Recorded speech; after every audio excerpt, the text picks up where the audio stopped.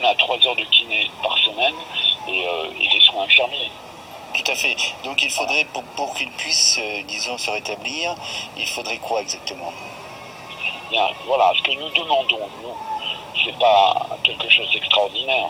On demande que Robin soit pris en charge par un gars, un spécialiste en neuromotricité, un chercheur probablement, qui va lui pouvoir articuler un plateau pluridisciplinaire avec des kinés, des psychomotriciens, etc., etc., etc. C'est quand même pas le bout du monde. On envoie nos gars se faire tuer à l'étranger, au Mali, en Afghanistan par centaines, et on n'est pas capable de trouver une petite équipe pour mon fils pour lui sauver la vie. C'est complètement incroyable. Alors, et vous dites sa vie est en jeu. Sa vie est en jeu, vous dites. Mais précisez à quel niveau sa vie est en jeu. Écoutez, mon fils, il a un besoin impératif pour se sortir de là d'un programme de kiné. Vous savez que quand on est allongé dans une chambre d'hôpital à Paris et qu'on habite Marseille, qu'on est dans une chambre d'hôpital et principalement après avoir pris la foudre, l'ensemble du corps, écoutez, il est tétanisé, il y a tout un tas de choses. Et puis il y a des séquelles par rapport premièrement à la cérébrale, hein cérébrale peut-être, non? Des séquelles cérébrales? Pas cérébrale, puisqu'apparemment l'hôpital Georges Pompidou nous a indiqué, c'est écrit noir sur blanc, qu'il avait retrouvé une conscience tout à fait normale. D'accord. Voilà. Mais le problème, c'est que quand vous laissez quelqu'un allongé, au bout d'un moment, son état il se dégrade. L'homme n'est pas fait pour être allongé ou alité, un homme doit bouger. C'est voilà. vrai, c'est vrai. Un homme doit bouger pour vivre. Voilà. Et mon fils aujourd'hui tient debout. Mais encore faudrait-il qu'on le mette debout. L'hôpital Georges Pompidou à Paris, ils l'ont mis debout. C'est marqué noir sur blanc. Vous voyez ? Eh bien, on n'en tient pas compte parce que ça va à l'encontre des protocoles de soins qui sont appliqués aux gens qui ont fait des AVC.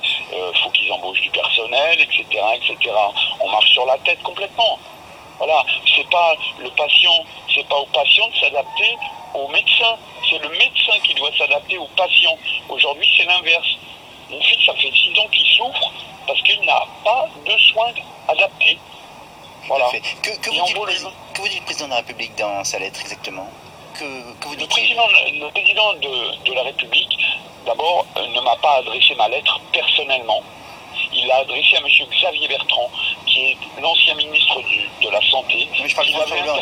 Je parle de François Hollande, hein. Je parle de François Hollande, moi. Oui. Moi, je parle de François Hollande. D'accord. On est bien d'accord, oui, c'est pas l'ancien. D'accord, oui. Et alors? Voilà. Xavier Bertrand a interpellé au mois d'avril M. François Hollande pour lui demander d'aller dans notre sens. François Hollande lui a répondu positivement sur tout ce qu'on demandait. D'accord.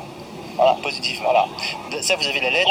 Vous avez la lettre la réponse que François Hollande a envoyée à Xavier Bertrand. Xavier Bertrand, écoutez, Xavier Bertrand, qui est un homme tout à fait humain, m'a fait parvenir ce courrier en me disant, Monsieur Richard, voilà, vous avez une lettre du président de la République, ça va vous aider dans vos démarches. Bien, voilà. Pour les Robins, on n'en tient pas compte. Voilà. Résultat, néant. Alors, moi, ce que je demande au président de la République et à la ministre de la Santé, c'est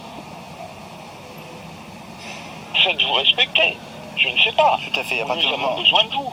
À partir du moment où si on ne peut pas, si moi, petit citoyen, je ne peux pas compter sur la parole du président de la République ou sur la parole de la ministre de la Santé parce qu'ils ont un problème d'autorité ou alors s'il y a un fossé entre ce que eux décident et l'application, moi je ne peux pas entrer dans ces considérations-là. Je suis là avec mon fils, petit français moyen, avec mon fils qui a été touché en sortie scolaire par la foudre, et je fais quoi moi?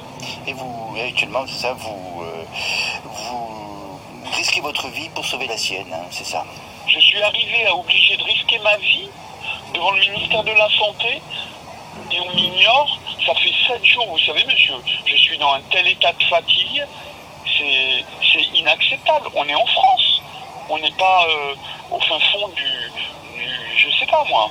Tout à fait. On est en France. Tout à fait. Avec des droits à la santé notamment.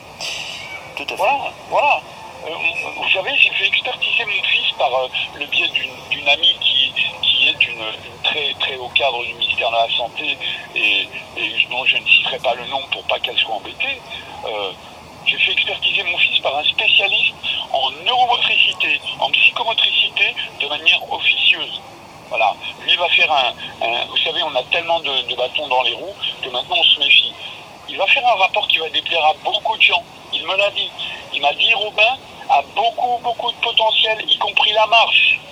Mais il faut qu'il ait de la kinésithérapie en importance, de la psychomotricité en importance, qu'il ait de la balnéothérapie et qu'on le stimule toute la journée sur plein de plans.